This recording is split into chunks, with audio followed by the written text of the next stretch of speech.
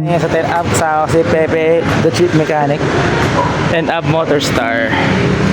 So magpapalit tayo ng shock at busina nitong Isiray Legend FI 125. Ayun o, papalitan natin ng ng all-ins na shock tapos ng busina. So para ma-access to, kailangan baklasin natin yung sa underneath na kaha, buong kaha, at alisin natin itong tangke na to para ma-access natin itong shock. Okay, tara, game! I-access natin dalang G's dito sa magkabilaan, 4 na piraso. Kailangan alisin yung tangke para ma-access natin itong lagay ng shock.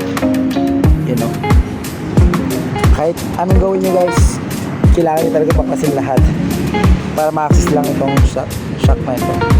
Ayun, papalitan na natin. Ayun ang dami oh. Sheesh!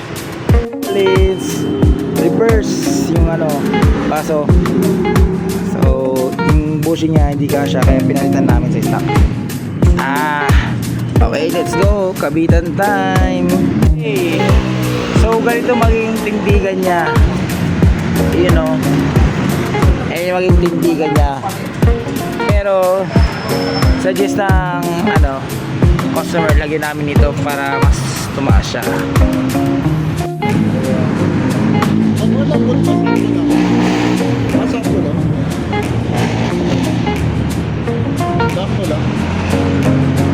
Tapos na ako sa shocks, ayan po yung itsura niya. Walang tama yan, kung nakita niyo naman sa video kanina.